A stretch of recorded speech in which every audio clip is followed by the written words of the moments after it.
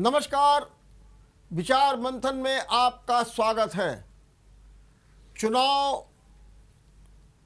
अब लगभग सिर पर हैं और सारे प्रत्याशी, सारे दावेदार एक तरीके से रण में कूद गए हैं। उन्हें स्पष्ट कर दिया गया है, जाओ चुनाव लड़ो। और इस बार का चुनाव एक विशेष रोचकता के साथ होने जा रहा है। अपने क्षेत्र में काम के बल पर, अपनी लोकप्रियता के बल पर, अपने सद्व्यवहार के बल पर, अपनी योजनाओं के बल पर, अपने वादों के बल पर तर्कस से तीर भी निकल आए हैं और अब सीधे सीधे लड़ाई शुरू भी हो गई है। हम हैं तैयार, ऐसे ही कार्यक्रम में आज हमारे साथ हैं गोविंद नगर के विधायक सुरेंद्र मैथानी जी। आज हम जानेंगे सुरेंद्र मैथानी जी से कि मैदान में आप कूद गए हैं, कैसे आपने बिसात बिछाई है या बिसात बिछा रहे हैं, क्या आपका जो है दिशा निर्देश होगा, क्या आपका रोड मैप होगा, इस पर बिल्कुल विस्तार से भी और गहनता के साथ भी चर्चा करेंगे। मैथानी जी, आपका बहुत बहुत स्वागत है। मैथानी जी, आपकी तो मैं चर्चा रोज अखबार में देखता रहता हूँ, पढ़ता रहता हूँ। ये सड़क बनवा दी, आपने वहाँ पहुँच गए, जरा भी कहीं कोई कार्य होगा निरीक्षण कार्य में पहुँच गए। आप अपने को पूरी तरीके से एक्टिव भी रखते हैं और सच बात तो ये है कि चाहे मीडिया हो, चाहे सोशल मीडिया हो, चाहे जन अभियान हो, सबके आप अग्रदूत भी रहते हैं। अब आप हमको जरा ये बताइए, बिल्कुल आप तैयार हैं बिल्कुल विधायक का चुनाव लड़ने के लिए? हाँ, देखिए डॉक्टर रमेश वर्मा जी, सबसे पहले तो मैं आपको धन्यवाद दूंगा और जीएमडी चैनल को धन्यवाद दूंगा कि आपने कई कई मौक़ों पर अनेक प्रकार के विषयों को लेकर के अपने इस चैनल पर मुझे भी अवसर दिया है। चाहे किसी समय कोरोना की मारामारी को लेकर के हो, कभी वैक्सीनेशन के काम को लेकर के हो, कभी ऑक्सीजन की बात को लेकर के हो, कभी बच्चों की शिक्षा को लेकर हो, कभी रोजगार को लेकर के हो, कभी डेवलपमेंट को लेकर के हो, लगातार एक एक बिंदु को। मुझे याद है कि आपने गरीब बस्तियों में भी, जिसको हम सेवा बस्ती कहते हैं, उन बस्तियों के डेवलपमेंट पे भी आपने हम सब लोगों को बैठाल के और इस जीएमडी चैनल के माध्यम से लगातार कटघरे भी खड़ा करने का काम किया है और हमको चेतावनी भी दी है और हमको जागरूक भी किया है, जिसके आधार पर मेरा मानना है कि हम सब लोग, चूँकि आपके इस मीडिया के माध्यम से आप हम सब लोगों को भी चेतावनी के साथ भी और लगातार उन मुद्दों को उठाते हैं जिन मुद्दों के आधार पर जनता का भला होता है, यानी चैनल का भी जनता के हित में उपयोग होता है और हम सब लोग उस तरफ हमारा ध्यान जाता है जहाँ से कहीं किसी का ध्यान हट सकता है। हाँ मैथानी जी, बस सीधी सी बात ये, हम हैं तैयार, बिल्कुल चुनाव में कूद गए हैं और उसी के रणनीति के तहत आपने काम करना शुरू किया है और आपने अपना टारगेट भी फिक्स कर लिया है। क्या कहेंगे इस बारे में? देखिए डॉक्टर रमेश जी, मैं तो जिस दिन से चुनाव जीता था, आप उठा करके देख लीजिए, मेरे पास पर डे का रिकॉर्ड है कि पहले दिन से ही मैं लगातार इस प्रकार से सक्रिय हूं कि सबको लग रहा होगा कि पहले दिन से ही मैं चुनाव लड़ रहा हूं। लेकिन किसी इस चुनाव की अतिरिक्त कोई तैयारी करना मुझे नहीं लगता कि मुझे कोई आवश्यकता, क्योंकि पहले दिन से ही मैं जनता के सुख दुख में जाना, डेवलपमेंट के कामों को देखना, सामाजिक कार्यों में अपने को भागीदारी रखना, लोगों से डायरेक्ट अटैचमेंट रखना, लोग सीधे फोन करके अपनी समस्याओं का निराकरण कराएं, जनता दरबार लगाना। आपको अपने आला कमान ने टिप्स भी दे दी होगी कि भाई देखिए मैथानी जी, अब इस बार का चुनाव जो है थोड़ा सा टिपिकल है, सब कुछ है, अब आपको इस हिसाब से चुनाव लड़ना है और आपको ऐसे ऐसे कार्य करना। वो क्या टिप्स क्या है जो आपको दी गई है? नहीं, देखिए डॉक्टर रमेश जी, क्योंकि मैं भारतीय जनता पार्टी का 8 वर्ष तक अध्यक्ष रहा हूँ, संगठन का कार्यकर्ता रहा हूँ, तो मुझे पार्टी क्या चाहती है, मैं पार्टी के एक यूं कहें कि अगर आप पार्टी केवल मुझको देखे तो मैं समझ जाऊंगा कि पार्टी क्या मुझसे अपेक्षा करती है, और उस आधार पर हम कैडर बेस्ड लोग जनता की सेवा के लिए, कनेक्टिविटी के लिए उत्तर प्रदेश और केंद्र की सरकार से लगातार लोगों को लाभान्वित कराने के लिए स्वास्थ्य, शिक्षा और रोजगार के क्षेत्र में काम करते हुए अभी बहुत सी बैठकें हुई हैं। सुनील बंसल जी भी आ रहे हैं, सब लोग भी आ रहे हैं, कहीं बूथ विजय अभियान चल रहा, कहीं कुछ हो। ऐसे में आपको, क्योंकि जो इस बार का चुनाव है, ठीक है माहौल है, सब कुछ है, लेकिन ट्रिपिकल भी है, चुनौतियां भी है। मेरा सीधा सीधा मानना ये है, वो टिप्स बताइए जिस टिप्स को लेकर के आप चुनाव लड़ रहे हैं। हाँ देखिए, पहले तो हम डेवलपमेंट के आधार पर, हाँ, हमारी सरकार की जन कल्याणकारी नीतियों के आधार पर, लोगों से कनेक्टिविटी के आधार पर, उनके सुख दुख में खड़े होकर के एक विधायक अपनी जनता के साथ खड़ा रहे, जनता के साथ कनेक्टिविटी रहे, जनता को जब आवश्यकता विधायक की हो तब वो मिले, और जनता विधायक के माध्यम से जो काम चाहती है वो उसको कहाँ मिले, इसके लिए मेरा 10 बजे से 6 बजे तक लगातार ऑफिस और मैं फील्ड में करते रहे। अब मैं चुनाव की बात, बार बार मैं आपसे बात कर रहा हूं कि चुनाव में आपका फोकस, चुनाव में आपकी नीति, किन लोगों से संपर्क करना है, सब कुछ मैं ये बात आपसे पूछ रहा हूं। देखिए, चुनाव में तो हम लगातार जो संपर्क कर रहे हैं वही हमारा परिणाम है जी। और लगातार अभी भी हमको चुनाव में संपर्क के लिए विभिन्न धर्म क्षेत्र और भाषा भाषी के लोगों के बीच में अपने संपर्क को बढ़ाना। आजकल आप संपर्क कर रहे हैं मैं चुनाव के रूप में कितना काम कर रहे हैं? मैं प्रारंभ से ही और अभी भी उसी कार्यप्रणाली पे हूँ। मैं सवेरे पहले 7 बजे घर छोड़ता हूँ नियमित, और 10 साढ़े 10 पे पलट करके घर आता हूँ। सवेरे मैं शाखा में जाता हूँ, नियमित मैं स्वयंसेवक हूँ। उसके बाद कहीं किसी परिवार में अगर कहीं कोई मैं किसी दिन नहीं जा पाया तो वहाँ उन परिवारों में जाता हूँ। 10:30 लौट करके मैं आता हूँ नहाया धोया, और सीधे 11:30 में अपने ऑफिस में बैठ करके जनता दर्शन में जनता दरबार लगा करके 2 घंटे नित्य करता हूँ, सोमवार और मंगलवार को छोड़ करके। इसके बाद जैसी मैं 1:30 बजे वहाँ से उठता हूँ, बस मैंने भोजन का समय मिला तो किया, नहीं तो चलती गाड़ी में मैं भोजन ले लेता हूँ, और भोजन लेके सीधे मैं जनता के किसी काम के लिए, या अधिकारियों से मिलना है, या अधिकारियों को बुलाना है, या जनता के डेवलपमेंट के काम को करना है, किसी की मेडिकल सुविधा के लिए, उसको इलाज के लिए पैसा दिलाना है, किसी के सुख दुख में जाना है, किसी कार्यक्रम में जाना है, उससे अपने को जोड़ते हुए लगभग मेरा लगातार मूवमेंट, और रात 10, साढ़े 10, 11 बजे तक मैं फ्री होता हूँ। जनता से संपर्क आपका कब होता है? जनता से आपकी जो कार्यशैली है उसके अनुसार जनता से मेरा कार में चले गए, आप कार्यालय में बैठ गए, कार्यालय में जनता आ गई, आपके दर्शन कर लिए, फिर आप खाना खा करके या अपनी गाड़ी में खाना खा के जनता के काम निपटाने लगे। जो आप क्या बार बार इस बात पर जोर दिया जा रहा है, महासंपर्क कीजिए, महासंपर्क कीजिए। मेरा कहना है कि वो जनता से संपर्क, जैसे कि आप चुनाव में करते हैं, जब चुनाव प्रचार शुरू करते हैं तो मैं तो ये मानता हूँ चुनाव का काम शुरू हो गया, जनता से कब संपर्क कर रहे हैं आप? हाँ, प्रत्येक, मैं यही कह रहा हूँ कि जैसे मैं सवेरे जो जाता हूँ, हाँ, 8 से लगभग 10, साढ़े 10 के बीच में, हाँ, शाखा के बाद से, हाँ, वो मैं जनता के किसी ना किसी वार्ड में, किसी ना किसी बूथ पर वो लोगों से संपर्क करता हूँ, और वहां जाकर के 2, 4, 5, 10 जो प्रमुख जन है उनके साथ बैठता हूँ, जो आम लोग हैं उनके साथ बैठता हूँ, उनके सुख दुख लेता हूँ, हालचाल लेता हूँ, और फिर जो उनकी समस्या, उनके निराकरण का प्रयास करके फिर उनको सूचित करता हूँ। प्रतिदिन हमारा ख्याल है कि 3-4 परिवारों से आपका तो नहीं, बहुत ज्यादा, आप 3-4 परिवार नहीं, 3-4 परिवार तो मैं लगभग सवेरे 10:30 के पहले 3 परिवार, 2 परिवार, 2 से 4 परिवार के बीच में मेरा एवरेज है कि सवेरे 8 से 10:30 के बीच में 2 से 4 परिवार का एवरेज है। और इसके बाद जनता दर्शन में तो खैर काफी भीड़ होती है, काफी लोग आते हैं। फिर 1:30 बजे के बाद रात्रि तक कम से कम मेरा 12 से 14 परिवारों में और 2 से 3 स्थलों में सार्वजनिक रूप से जनता के बीच में बैठना होता है, चर्चा होती है। कभी कभी मैं एक सवाल पूछूं, प्रतिदिन आप कितने लोगों से कांटेक्ट में आ जाते हैं? मुझे लगता है संख्या कुछ ना कुछ होगी। मुझे लगता है, मान लीजिए आप 12-14 परिवार बताते हैं, 15 परिवार, एक परिवार में 5 लोग, फिर कुछ स्थल में पहुंच गए, तो अगर हम इस एवरेज में ले लें तो कितने लोगों से आप संपर्क कर रहे हैं? मुझे लगता है कि बहुत आसानी से मैं 500 से 550 लोगों से नित्य रोज, चाहे जनता दरबार को जोड़ के, क्योंकि जनता दरबार में ही मेरे 150 से 200 के बीच में वहां लोगों से भेंट हो जाती है।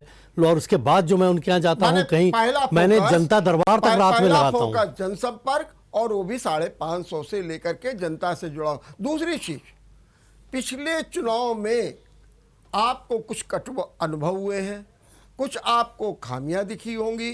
इस बार के चुनाव में आप क्या उससे दूर करने के लिए आपने क्या रणनीति बनाई है? क्या क्या आपको खामियां दिखी थी उस बार, और इस बार उसको कैसे दूर करेंगे? पिछली बार खामियां तो मैं इसलिए कह सकता हूं डॉक्टर रमेश जी कि मुझे चुनाव लड़ने का समय नहीं मिला। मेरे जैसा संगठन का कार्यकर्ता, मेहनत करने वाला कार्यकर्ता, मुझे तो भरोसा भी नहीं था कि पार्टी मुझको टिकट देकर के और चुनाव के मैदान में भेजेगी। तो इस बार तो चुनाव में मैदान में मुझे भेजा।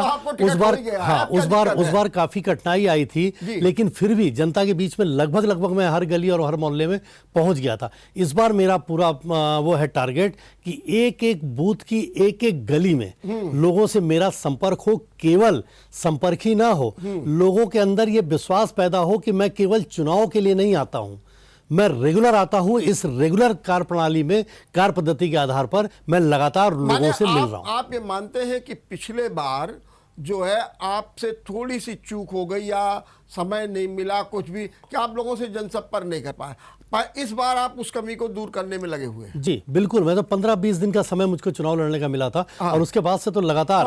ये बात अलग है वर्मा जी कि मेरा दुर्भाग्य है कि जैसे ही मैं विधायक बना तो पहले साल कोरोना में चला गया, दूसरा साल भी लगभग 4-5 महीने कोरोना में चले गए, पहली बार निधि भी चली गई, काम तो करते रहे आप। लेकिन उसके बाद भी मैंने स्वयं ग्रसित हुआ, 3.5 महीना अस्पताल में भर्ती हुआ और मैं जिंदगी मौत से जूझता हुआ, कभी लगता था शायद मेरी वापसी नहीं होगी।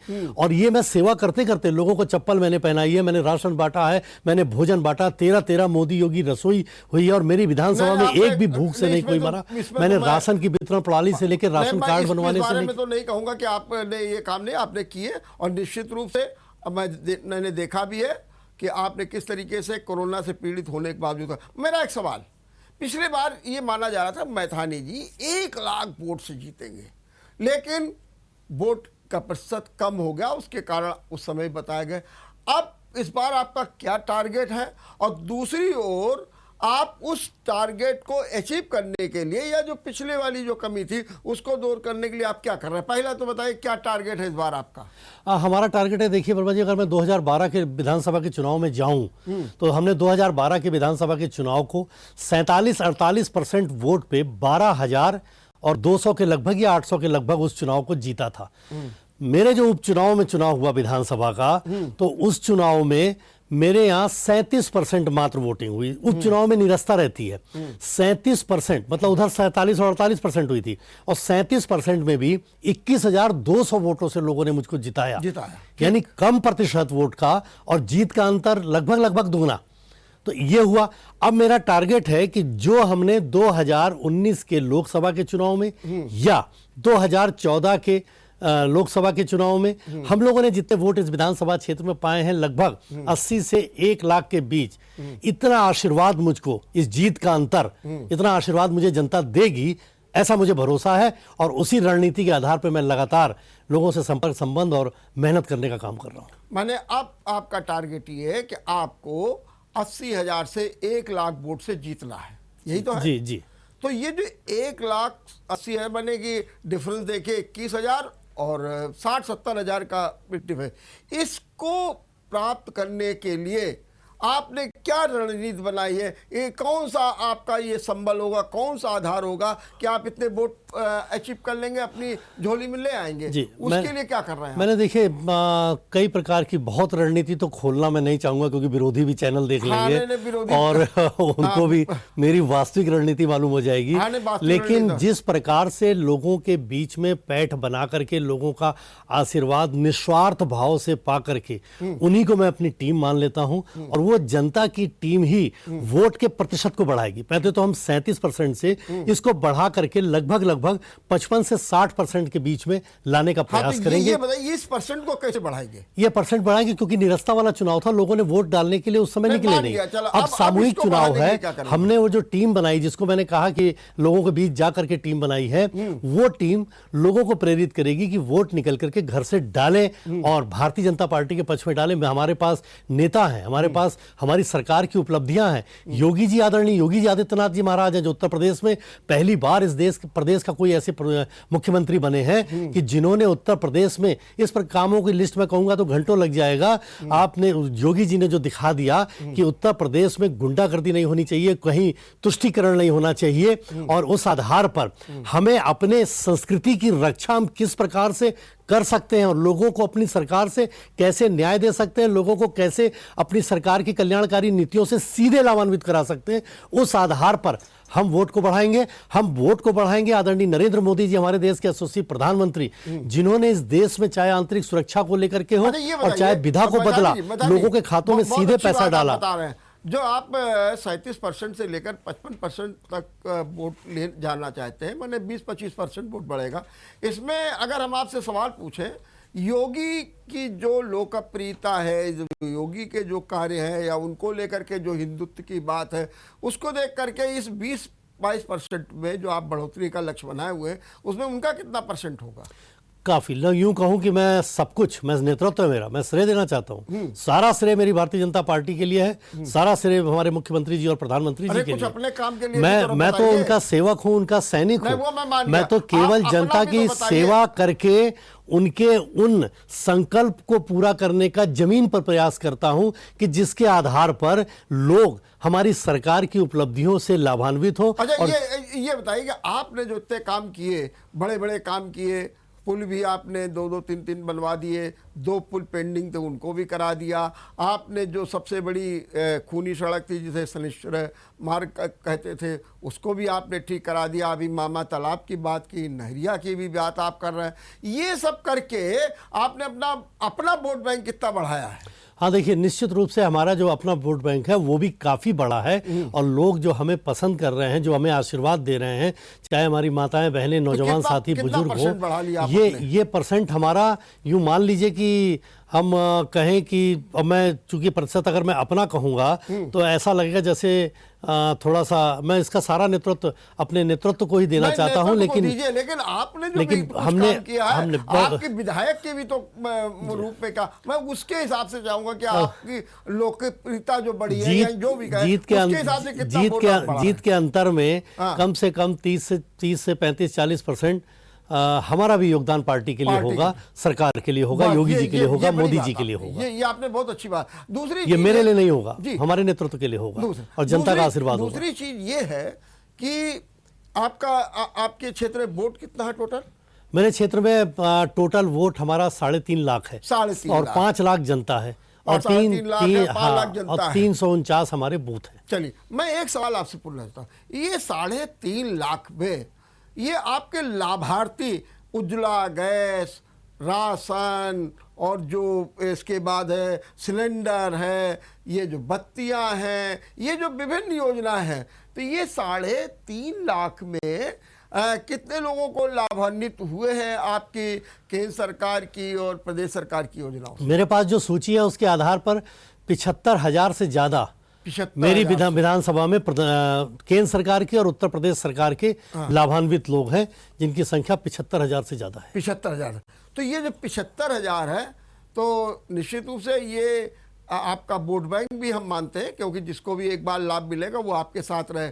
इनसे कैसे आप कांटेक्ट कर रहे हैं, इनको कैसे आप हम इनको अपने कार्यकर्ताओं के माध्यम से और स्वयं भी जाकर के इनके जो लाभान्वित होते हैं, ये उनको सीधे लाभ कराने में उन कार्यक्रमों के माध्यम से भी हम उनको बधाई देते हैं, उनकी कठिनाइयों को दूर करते हैं और उनसे वहीं पर आह्वान करते हैं कि अगर आप लोगों में यहाँ पर किसी को कोई कठिनाई हो या आपसे किसी ने पैसा मांगा हो तो हम लोगों को संपर्क करिए, हम आपकी सहायता करेंगे। और आप विश्वास मानिएगा डॉक्टर रमेश जी, बहुत इनमें 75,000 में कम से कम 20,000 से ज्यादा लोग होंगे जिन्होंने सीधे मुझसे संपर्क करके और लाभान्वित होने में मुझे भी वो अवसर दिया कि मैं उनकी सेवा कर सकूं और उनको लाभान्वित करा सकूं।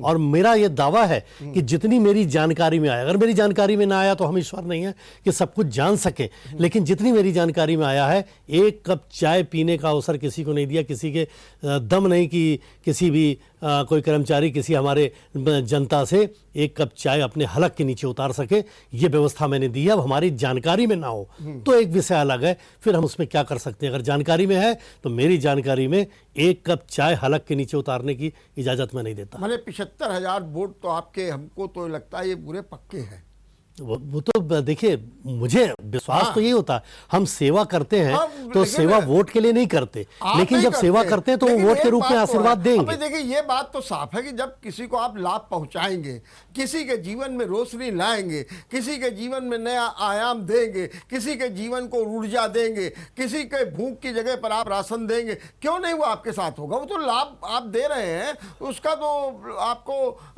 फल मिलेगा, इसमें दो राय तो है नहीं। नहीं, लेकिन डॉक्टर साहब, हम उसको निस्वार्थ भाव मानते हम हैं। कहाँ कह रहे हैं वो निस्वार्थ भाव? हमको इसका आशीर्वाद देंगे, ये मुझे भरोसा है। लेकिन आशीर्वाद लेने के लिए हम ऐसा करें, ये मेरा कम से कम भाव स्वभाव नहीं है। ये लोग आपके साथ जुड़े रहें, उस दिन वोट डालें, उसके लिए आपने क्या रणनीति बनाई है? ये क्या जो बूथ विजय का जो अभियान चल रहा है, या जो आपने सेक्टर बनाए हैं, जो बूथ कमेटियां बनाई हैं, उन और ये जो पन्ना प्रमुख बने हुए हैं, उनमें जब टिक करके कि भाई देखो इन लोगों से विशेष मिल रहा है, ये अपने लोग हैं, इन्होंने हमारे साथ साथ दिया है, तो यही रणनीति हम होगी लोग ना? बिल्कुल, हम लोग बहुत कैडर बेस लोग हैं। जी। एक एक बूथ पर माननीय, हमारा सौभाग्य है कि हमारे पास आदरणीय जेपी नड्डा जी जैसे संगठन के संगठककर्ता, हमारे आदरणीय बीएल संतोष जी हैं राष्ट्रीय स्तर पे, हमारे स्वतंत्र जी और हमारे सुनील बंसल जी, जो सुनील बंसल जी जिन्होंने बूथ के मैनेजमेंट को लेके हम लोगों को, मैं 30 साल से पार्टी कार्यकर्ता हूँ, 20 साल से पदाधिकारी हूँ, लेकिन माननीय सुनील बंसल जी ने जो बूथ का मैनेजमेंट हम सब लोगों को बताया, मैं आश्चर्यचकित हूँ। शायद उसी आधार पर ही 2014 में हमारी सरकार बनी, 17 में बनी, 19 में बनी और फिर 2022 में बनेगी। उन्होंने एक एक बूथ पर एक एक कार्यकर्ता को मोबिलाइज करने के लिए पूरी हमें योजना दी है। उस योजना को मैं सार्वजनिक नहीं कर सकता, लेकिन एक एक बूथ पर उन्होंने कार्यकर्ताओं को मोबिलाइज करके, और मैं हमारे यहाँ देवतुल्य कार्यकर्ता जो कुछ नहीं चाहता है, लेकिन देवतुल्य कार्यकर्ता सम्मान अवश्य चाहता है, और हम सब लोगों ने सम्मान दे करके पूरा कार्यकर्ता हमारा तन मन और धन के साथ भी जो जिस हैसियत में होता है, योगी जी के लिए, मोदी जी के लिए, राष्ट्र के लिए और कमल के फूल के लिए और भारतीय जनता पार्टी के लिए बूथ के उस मैनेजमेंट को करता है, जहां पर उसको कैसे बूथ के अंदर कौन रहेगा, पोलिंग पे कौन रहेगा, कौन कहां पर रहेगा, और वो सारी रणनीति में सार्वजनिक नहीं कर सकता, लेकिन हम लोग कॉन्फिडेंट हैं कि हमारे बूथ के कार्यकर्ताओं का मैनेजमेंट, हमारे बूथ के कार्यकर्ताओं का संपर्क संबंध और हम सब लोगों की कार्यप्रणाली, हमारी सरकार की समर्पण और हमारे पार्टी की वो नीति जिसके आधार पर भारत माता को विश्वगुरु के रूप में स्थापित करना, लोगों को यानी अंत्योदय करना, एकात्म मानववाद करना, अंतिम व्यक्ति का उदय करना, जिसके लिए हम काम करते हैं, उससे लोगों को जोड़ते हुए बूथ के मैनेजमेंट को ऊपर लेके आना, ये हमारा उद्देश्य। मैथानी जी, निश्चित रूप से आपके जो यश शेष कल्याण सिंह है, तो कल्याण सिंह ने 1 बूथ 20 यूथ का नारा दिया था बहुत पहले जी, और मुझे लगता है कि देर सवेर आज आप उसको अपना रहे हैं।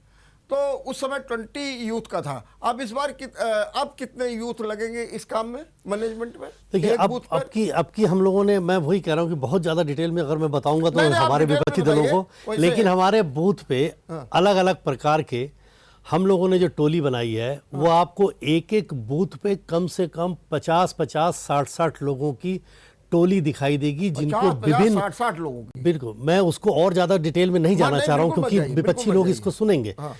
लेकिन जिस प्रकार माननीय सुनील जी ने वो दिया, अगर मैं थोड़ा सा और बता दूं तो कोई दिक्कत नहीं। हमारे यहाँ तमाम सभी क्षेत्र में काम करने वाले, विभिन्न सामाजिक क्षेत्रों में काम करने वाले, उन सब के बीच में अलग अलग एक एक बूथ पर जो टोली है, वो टोली लोगों की सेवा करने का काम कर रही है। जब वो सेवा करने का काम कर रही है, लोगों की तकलीफों को दूर कर रही है, तो लोग उनके आग्रह को स्वीकार करेंगे, ऐसा हमें विश्वास है। मैं ये मान के चलूं कि इसी टोली में तो पन्ना प्रमुख भी होंगे जी। अच्छा, मैं ये मान के चलूं कि इस टोली ने अभी से वर्किंग शुरू कर दी है? बिल्कुल शुरू कर दी है, और वो जा करके लोगों से मिल रहे हैं, बिल्कुल और कांटेक्ट कर रहे हैं जी। उन्होंने अपना एक टारगेट फिक्स कर रखा है जी, जी, जी। उसी अनुसार अपना काम कर रहे हैं जी। तो मैं एक सवाल आपसे और जानना चाहता हूं, आपने बहुत अच्छी बातें बताई और निश्चित रूप से आपकी कार्यप्रणाली।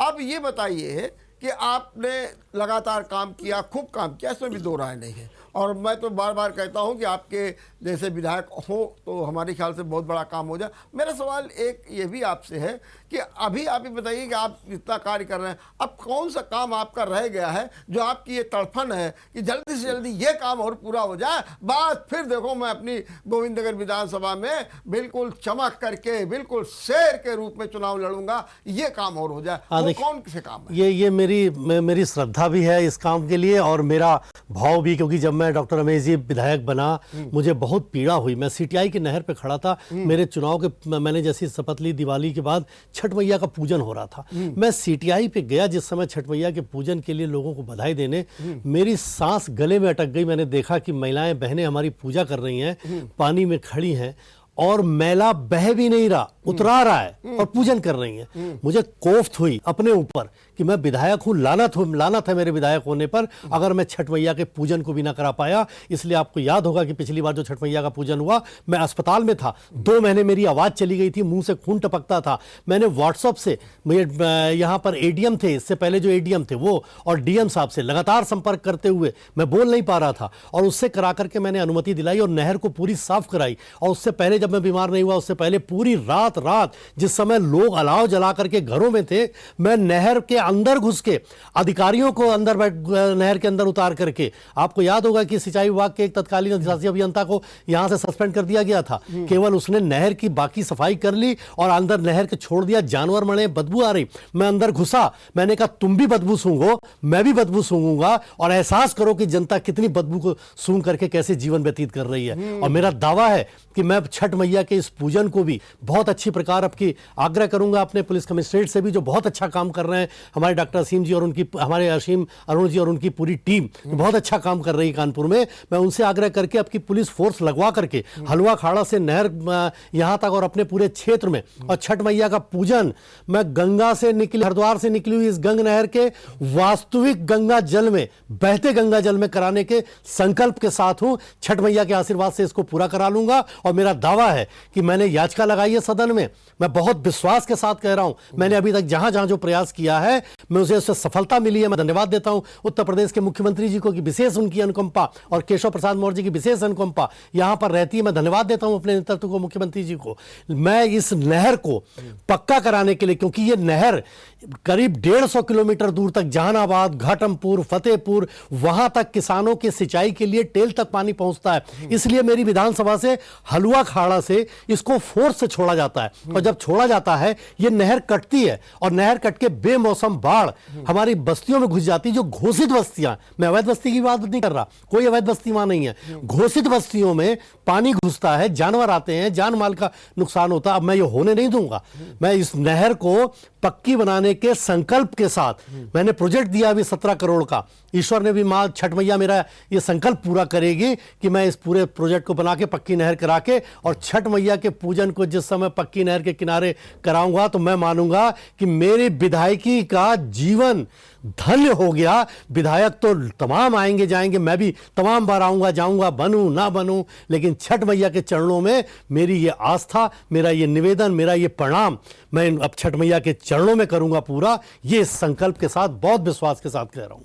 लेकिन छठ मैया का जो पूजन का समय तो आ रहा है, तो क्या उस समय तक आप इस ये कार्य बड़ा को पूरा प्रोजेक्ट करा है, इस लेंगे? समय तक मैं नहीं लगता कि मैं कर पाऊंगा। हाँ। लेकिन संकल्प है, इस समय मैंने कहा कि मैं पुलिस फोर्स लगवा करके और नहर की ठीक से सफाई करा करके, पुलिस फोर्स इसलिए लगवाऊंगा कि हलवा खाड़ा से सीटीआई नहर तक गंदगी बहुत जाती है उसमें, और गंदगी के कारण मैं बिल्कुल नहीं चाहता कि गंदगी में मैं किसी अपनी माता बहन को छठ पूजन करने की व्यवस्था नहीं दूंगा। मैं किसी भी कीमत पर, चाहे मुझे कुछ भी उसके लिए करना पड़े, मैं पुलिस फोर्स का आग्रह करके और 1 हफ्ते पहले से मैं उसकी व्यवस्था को बना करके और स्वच्छ बहते हुए गंगा जल में छठ मैया का पूजन कराऊंगा इस संकल्प के साथ, और उसके बाद इस प्रोजेक्ट को भी पूरा कराऊंगा, चाहे मैं इस कार्यकाल में कराऊं और चाहे मैं अगले कार्यकाल में कराऊं, लेकिन इस संकल्प को मैं पूरा करा के ही मानूंगा। मैंने इस समय आपकी मैं देख रहा हूँ छटपटाहट ये है कि किसी तरीके से नहर से जो पानी आए वो सीधा सीधा स्वच्छ साफ निर्मल हो, छठ मैया का पूजन हो। बिल्कुल सर। एक बात आप बताइए जरा मुझे, बहुत से लोग कहते हैं कि मुख्यमंत्री नहीं हमारी बात सुनते हैं, अधिकारी नहीं सुनते हैं, मंत्री नहीं सुनते हैं, हम तो बहुत कुछ काम कराना चाहते हैं लेकिन नहीं करा पाते। विपक्ष ही छोड़िए, मैं बात कर रहा हूँ आपकी ही पार्टी के विधायक ये कहते रहते हैं। आपको इसका क्या अनुभव है? आपको कौन नहीं सुनता है, कौन आपकी बात नहीं करता? क्योंकि ये कई बार आ चुका, अभी जो आला कमान के साथ नेताओं की बैठक हुई उसमें भी ये दर्द आया, अरे साहब अधिकारी नहीं मेरी सुनते हैं, नौकर साहब मेरी नहीं सुनते हैं, यही सब हुआ। मैं आपसे जानना चाहता हूँ आपकी कौन नहीं सुनता है, आप कैसे काम कराते हैं? देखिए डॉक्टर रमेश जी, बिल्कुल मैं अगर शपथ लेके कहूँ तो कानपुर में सारे अधिकारी, सारे आईएएस, सारे पीसीएस सब मेरी बात सुनते हैं। अगर 100 में से 90 काम कार्यकर्ताओं के कारण क्या है मैं नहीं जानता। मैं बहुत सरलता से और बहुत सम्मानित शब्दों का प्रयोग करता हूं और मेरा जो आचरण व्यवहार है, मैं कभी निगेटिविटी की तरफ जाता नहीं, मैं कभी किसी गंदे काम में पड़ता नहीं, मैं कभी कोई जमीनों का काम करता नहीं। मैं ये नहीं कहता ये काम लोग करते हैं, ये नहीं कह रहा हूं, मैं अपनी बात कर रहा हूं कि मुझे लगता है कि जो मेरा आचरण व्यवहार है इससे ये लोग प्रभावित होकर कार्यकर्ताओं के अगर 100 में से 90 काम करते हैं तो मुझे लगता है कि 100 काम हो गए, क्योंकि कुछ काम ऐसे भी हो सकते हैं जो उनकी कलम फंस रही हो ना हो। मैं माननीय मुख्यमंत्री जी की बात करता हूं, मैं अभी आपके सामने टेलीफोन मिलाऊंगा, अभी मेरी माननीय मुख्यमंत्री जी से बात होगी और आप जो भी काम मैं बताऊंगा नोटेड होगा और आधे घंटे के अंदर उसका रिस्पांस हमें प्राप्त हो जाएगा। तो मेरी सुनते हैं, क्यों सुनते हैं मैं नहीं जानता। हो सकता है मैं 8 वर्ष तक अध्यक्ष रहा, भारतीय जनता पार्टी कार्यकर्ता हूं और कर्मठ मुझको माना जाता है, लोगों के बीच में माना जाता है, मैं निस्वार्थ भाव से काम करता हूं, जनता मुझसे प्रसन्न रहती है, जनता की मैं सुनता हूं, जनता को लगता है कि बहुत सरल विधायक है, जब चाहो बुला लो, जब चाहो जैसे बात कर लो, जैसे चाहे पकड़ लो। तो इस नाते भी ये सारी रिपोर्टें ऊपर जाती होंगी और हो सकता है कि उस नाते हो सकता है संगठन के कार्यकर्ता के नाते हो, किस कारण से है मैं नहीं जानता।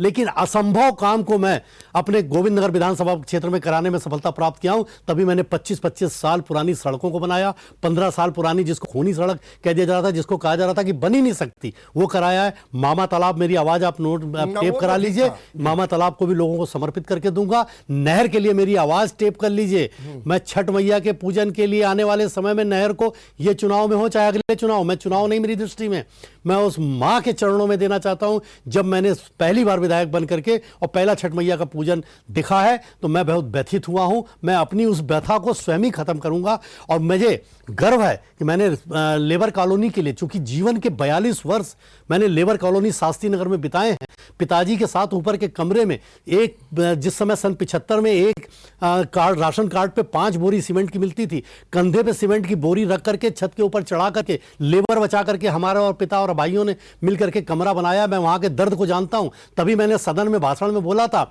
मैंने कहा मुझसे बेहतर माननीय मुख्यमंत्री जी आपको पूरे उत्तर प्रदेश में कॉलोनियों का दर्द कोई बयां नहीं कर सकता। और मेरा दावा है कि कॉलोनियों का विषय भी जो स्वामित्व का मामला है, मैं इस स्वामित्व के चाहे इस समय हो चाहे अगली सरकार में हो, मैं इसको निपटा के मानूंगा। मेरी आवाज को टेप कर लीजिए, दोबारा मुझको बैठाइएगा और मुझसे पूछिएगा कि आपने कैसे ये कहा था और आज क्यों नहीं हो रहा है। तो माने आपके अधिकारी भी सुनते हैं, आपके मुख्यमंत्री भी सुनते हैं और आपकी मंत्री भी सुनते हैं। कोई ना कोई तो ऐसा होगा जो आपकी नहीं सुनता होगा। नहीं, कहीं पर अगर कोई विषय ऐसा आता है हाँ। तो फिर मैं ये मानता हूं कि ये विषय में अगर मैंने कहा हाँ। कि जिलाधिकारी महोदय ये काम होना है, अगर कार्यकर्ता का वो काम नहीं हुआ तो फिर वो मुझको कन्विंस भी करते हैं कि यहां पर कोई कलम इस कारण से फंस रही है, तो फिर उसका कोई दूसरा रास्ता होकर के फिर उसकी समस्या का निदान कराया जाता है। देखिए कुछ हो सकता है, जैसे हमने कार्यकर्ता जो कहता है, मैं जनता जो कहती है, मैं उस पर प्रायोरिटी पे मैं दिमाग नहीं चलाता कि जनता मुझसे क्या कह रही, मैं उससे पूछता नहीं कि आपने एप्लीकेशन में क्या लिखा है, मैं ये पूछता नहीं कि आपने क्या किया है।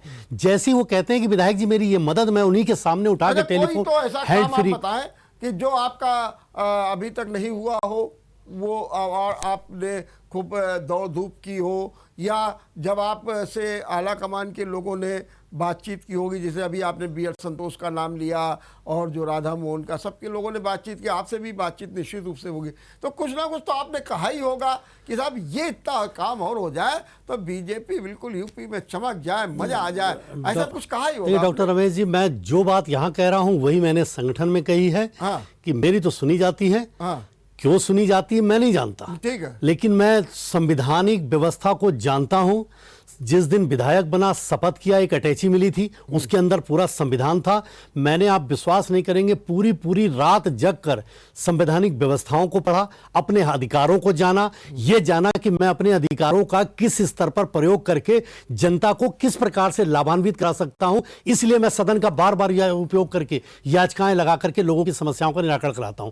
लेकिन आश्चर्यचकित मैं जरूर रहा कि तमाम सरकारें रहीं, और मैं मानता हूं, स्वीकार करता हूं कि पेयजल अगर हम लोगों को उपलब्ध पूरा नहीं करा पाएंगे, या सीवर की जो मूलभूत है ये पूरा नहीं करा पाएंगे, तो ये मुझे लगता है कि मेरे जैसे व्यक्ति का विधायक होना बेकार है, फिर लानत है।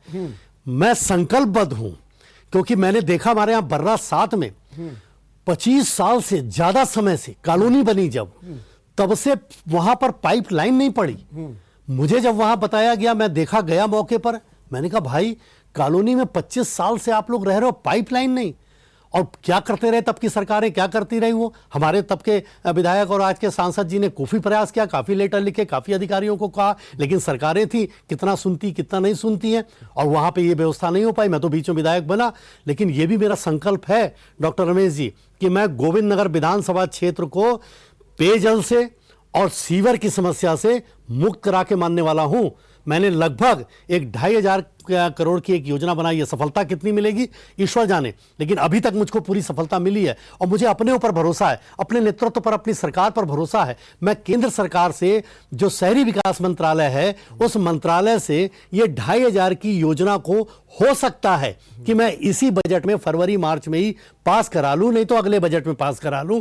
मेरा उद्देश्य केवल चुनाव नहीं है, लेकिन मेरा उद्देश्य यह जरूर है कि एक विधायक के नाते से मैं जनता को उसकी मूलभूत सुविधाएं मिले, इसके लिए मैं दृढ़ संकल्पबद्ध हूं। किसी ने मुझसे ये वादा मांगा नहीं है, ये वादे मैं अपने आप ले लेता हूं। शनिश्चर मंदिर सड़क किसी ने मुझसे मांगी नहीं, मुझसे किसी ने कॉलोनी का विषय कहा नहीं, मैंने अपने आप लिया। सीवर में आप अभी कितनी कमी मानते हैं अपने गोविंद? लगभग आप यूं मान लीजिए कि गोविंद नगर विधानसभा क्षेत्र में मेरा मानना है कि अभी 30 से 35% क्षेत्र ऐसा है जिसमें पानी की, पेयजल की व्यवस्था की होनी चाहिए। 30 से 35% इसलिए मैंने कहा कि ये 50 से ऊपर थी, लेकिन अभी चूंकि हमारे सांसद जी ने भी उसमें काम किया, हमारे जब सांसद जी विधायक थे तब भी उन्होंने काम किया, फिर मैंने भी आकर के काम किया, तो वो हम लोग 15-20% उसको कवर कर लाए हैं, जिसको अभी ये बैठक नगर निगम की हुई है 15वें वित्त में, हम वो पाइपलाइन बिछा रहे हैं, पाइपलाइन के कनेक्टिंग करा रहे हैं। अभी मैंने सेवाग्राम कॉलोनी में एक कनेक्ट कराया 25 मीटर मार्ग, तो और सीवर को भी काम कर रहे हैं, पानी, और आपने सीवर भी कहा कि 35% है। अब सबसे बड़ा थ्रस्ट आपके गोविंद नगर का क्या रह गया? सबसे बड़ी प्यास क्या रह गई है, और जिसको आप पूरा नहीं कर पा रहे हैं तो आप परेशान हैं? नहीं, देखिए परेशान तो नहीं हूं, क्योंकि मुझे किसी ने मुझसे वादा नहीं लिया।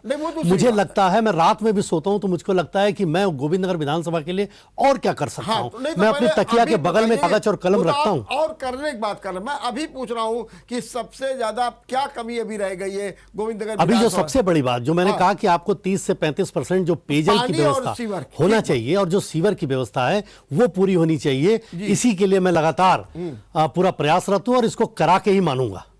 ठीक बात, बहुत अच्छी बात आपने कही। मैथानी जी, एक बात आपने और की थी जो मुझे मालूम है और शायद आपको भी स्मरण होगा। आपने कहा था मैं अपनी गोविंद नगर विधानसभा क्षेत्र को एक आदर्श विधानसभा क्षेत्र बनाना चाहता हूँ। तो वो जो आपका सपना था, मेरे हिसाब से तो आप स्वीकार करेंगे, वो सपना कहाँ तक पूरा हो पाया कि आपने गोविंद नगर विधानसभा को जो है आदर्श बना दिया? जी, अब मैं देखिए गोविंद नगर विधानसभा क्षेत्र की अगर बात करूं तो दो प्रकार से मैं देखता हूं। एक देखता हूं, एक डेवलपमेंट के वो काम होते हैं जो वाहे हैं, जैसे पुलों को गोविंद नगर का समानांतर पुल पास करा दिया, पनकी पावर प्रोजेक्ट से 2 पुल दे दिए, हाईवे को हाईवे से कनेक्टिविटी दे दी, एक ग्रेट सेपरेटर रोड जो आप उत्तर प्रदेश में पहली रोड सुनेंगे वो मेरी विधानसभा से होगा। पनकी स्टेशन को डेवलप की मैं बात कर रहा हूं कि वो पनकी स्टेशन अगर डेवलप होगा लोगों के रोजगार बढ़ेंगे, और पनकी जो एक पूरे कानपुर का अलग टुकड़ा था उसको मैं सेंटर में ले आऊंगा। ये सारी चीजें जो बाहे हैं, शनेश्वर मंदिर सड़क 15 साल बाद, 25 साल बाद सब्जी मंडी पनकी की सड़क, ये सब जो बड़े बड़े काम, जहां 14 करोड़ की जो नहर के ऊपर कार्डियोलॉजी तक जाने के लिए कोई जाम मुक्त सड़क वो प्राप्त होगी, ये सब बनना निर्माण शुरू हो गया। ये एक बाह्य काम है। दूसरा काम बहुत आवश्यक है जो जनता चाहती है। जनता कहती है मेरे घर के सामने की नाली और मेरे घर के सामने की सड़क, ये बहुत आवश्यक है। मेरा दुर्भाग्य देखिए आप कि मैं विधायक बना, कोरोना आया और विधायक निधि पूरे देश के विधायकों की और सांसदों की लैप्स हो गई। मेरे पास डेवलपमेंट का कोई पैसा नहीं, मैं कैसे काम कराता। दूसरा वर्ष भी जो आया उसमें भी 4 महीने 5 महीने चले गए। कोरोना आया, मेरा दिल इतना पीड़ित हुआ, मैंने अपना घर भी 35 कमरे का जिला प्रशासन को दे दिया, खाली करा करके, मेरे घर के 50 कदम के आगे है, वो भी दे दिया। इतना द्रवित हुआ, मैंने 1 करोड़ रुपए जो उसमें निधि में था, जो कुछ हो सकता था लोगों की जानों को बचाने के लिए, मैं कई कई बार रात में, आपको विश्वास मानिएगा, रोया हूं मैं लोगों के दर्द को देख करके। और मैंने तुरंत उसमें मेडिकल हेल्प के लिए 50 करोड़ रुपए और 50 करोड़ रुपए उसके लिए दे दिया, ऑक्सीजन के लिए दिया, कि लोगों की जानें बचें। पहले जान बचेगी तब सड़क नाली पर चढ़ेंगे। तो ये मैंने व्यवस्था जो बनाई, अब अंदर की है, जो अंदर के डेवलपमेंट की है, ये मैं चूंकि अन्य विभागों से ला रहा हूं। जब पैसा नहीं है तो मैं अन्य विभागों से या माननीय मुख्यमंत्री जी की विशेष अनुकंपा से, माननीय केशव जी की अनुकंपा से वो ला करके पूरा प्रयास कर रहा हूं कि ये दूर हो। जैसे पार्कों के डेवलपमेंट है, काफी पार्कों के डेवलपमेंट मैंने करा लिए, लेकिन अभी बहुत सारे पार्क ऐसे। जो ये आदर्श विधानसभा क्षेत्र बनाने का जो सपना था वो कितना पूरा हुआ है? मुझे लग रहा है कि बाह्य रूप में पूरा है। हाँ। इंटरनल रूप में अगर हम उसको 100% में 50% बाह्य माने तो 50% तो बाह्य, पूरा 50% पूरा है। अच्छा। अंदर के 50% में 25% पूरा है, 25% बचा है, जिसमें पेयजल, सीवर और छोटे छोटे पार्कों का डेवलपमेंट, जो छोटी छोटी सड़कें हैं, लोगों के घरों के सामने की नाली है, वो सारे डेवलपमेंट भी अभी अगर पूरे होंगे। और सबसे बड़ी बात जो शिक्षा का स्तर है और रोजगार, शिक्षा और स्वास्थ्य। मेरा है कि ये तो इस टर्नओवर में तो होना नहीं है, आगे वाले टर्नओवर नहीं। मैं इसी टर्नओवर में क्या करने जा रहा हूं मैं आप बता रहा हूं डॉक्टर रमेश जी। मैं इसी टर्नओवर में रोजगार को, लोगों को, नौजवानों को दिलवाने का, मुझे अफसोस हुआ, अभी मैंने लोगों को बोला कि रोजगार का मेला हर माह लगा रहे हैं, हमारी सरकार योगी आदित्यनाथ जी लगवा रहे हैं। पिछली बार 824 नौकरी आई, लोगों ने रजिस्ट्रेशन नहीं कराए, उसके कारण से 425 लोगों का नौकरी मिली और 400 नौकरियां एम्प्लॉयमेंट ऑफिस से खाली चली गई। 11 कंपनियां आई थी। मैंने लोगों को अवेयरनेस किया कि भाई जाओ रजिस्ट्रेशन कराओ, जिसकी जैसी योग्यता वैसा कराओ। मैंने और महिलाओं को, घरेलू महिलाओं को सिलाई की मशीनें बांटी। आज जिला उद्योग केंद्र से मैं उनको मशीनें दिलवा रहा हूं। 1500 रुपए एक हफ्ते की ट्रेनिंग होती है, उनके खातों में पैसा डलवा रहा हूं। तो ये सब ये आदर्श विधानसभा की तरफ बढ़ते हुए कदम है। मैं मानूं कि आप कह रहे हैं कि 50% आपने अपने विधानसभा को आदर्श बना दिया। नहीं, 50% बाह्य पूरा कर दिया और 25% आंतरिक, 75% में लगभग ये मानता हूं कि पूरा करने की ओर अग्रसर हैं। चलिए 25% मान ले, बाकी रह गया और अच्छा है, ईश्वर करे आप इसको जल्दी पूरा करें। मैं अब एक सवाल और 2 सवाल आपसे पूछना। नंबर 1, आपने जो पिछला चुनाव हुआ जिसमें आप चुनाव जीते, उसमें आपने जनता से सबसे बड़ा वादा क्या किया था और उसमें आपने कितनी सफलता पाई? हाँ देखिए, मैं सबसे बड़ी बात वही कह रहा हूँ डॉक्टर रमेश जी की पिछली बार जब मैं अचानक चुनाव में आया हूँ, न जनता ने मुझसे कोई वादा लिया, न मुझे वादा करने का मौका मिला। तो इसलिए लगता है कि जनता की सारी समस्या मेरी नैतिक जिम्मेदारी है। अगर मैं विधायक हूं तो मुझे सोचना है कि जनता की समस्या जब जनता बताए तभी मैं उसको मानूं और तभी उस समस्या पे काम करूं। तो मुझे लगता है मैं अपने साथ और जनता के साथ बेईमानी कर रहा हूं। मैं ये बेईमानी नहीं कर सकता। लोगों को आप देखिएगा इस चुनाव में मैं लोगों को स्वयं मुद्दा दूंगा कि अब मैं ये करूंगा, मैं ये करूंगा, मैं ये करूंगा, मैं मुद्दा दूंगा और जनता की तरफ बोल दूंगा कि आप मुझसे पूछना कि आपने ये कहा था, ये क्यों नहीं किया। मैं ऐसी ऐसी चीजें जनता को देने जा रहा हूं। अभी अपना चिट्ठा भी जारी करूंगा कि मैंने क्या क्या काम किए, जनता से अपनी कॉपी जचवाऊंगा।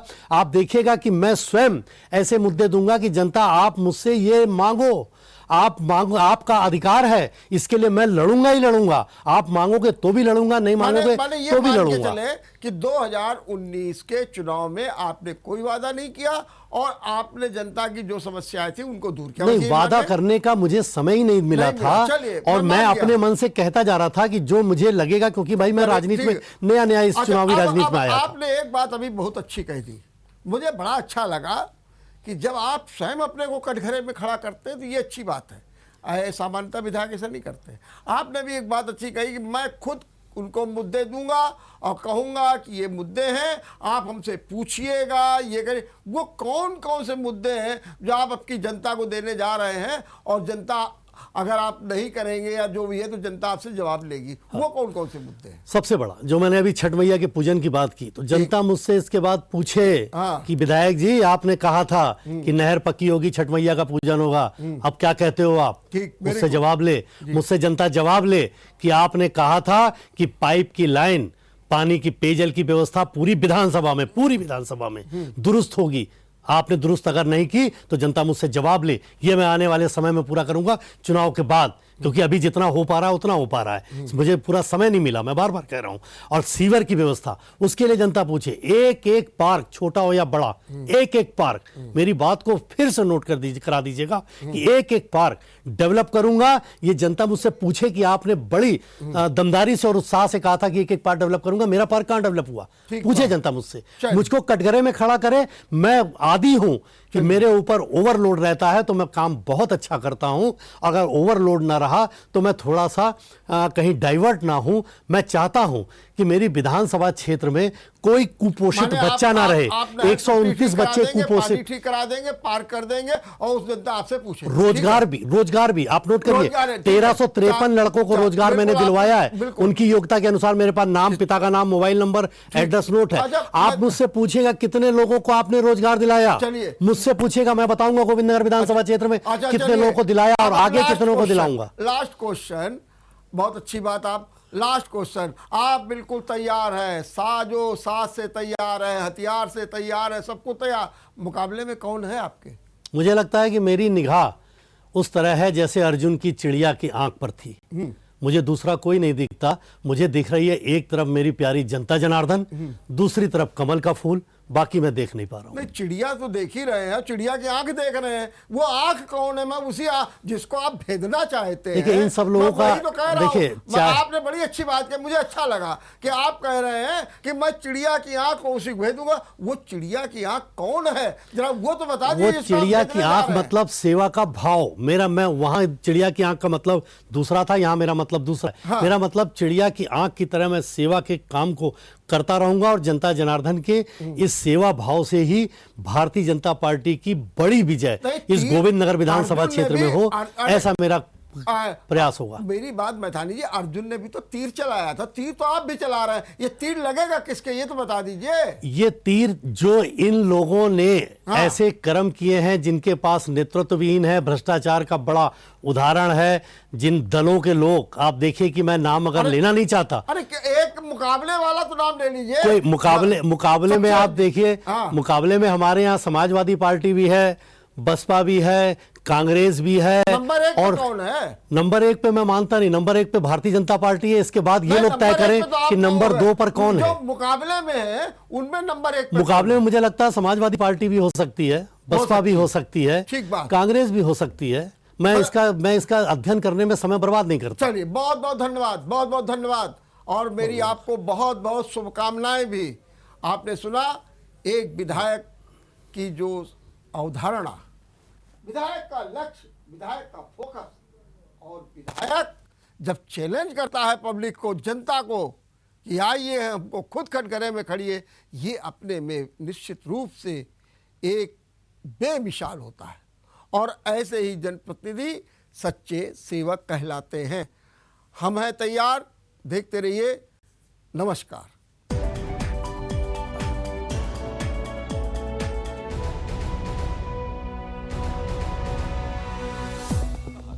रेमंड शॉप आपका हार्दिक अभिनंदन करता है।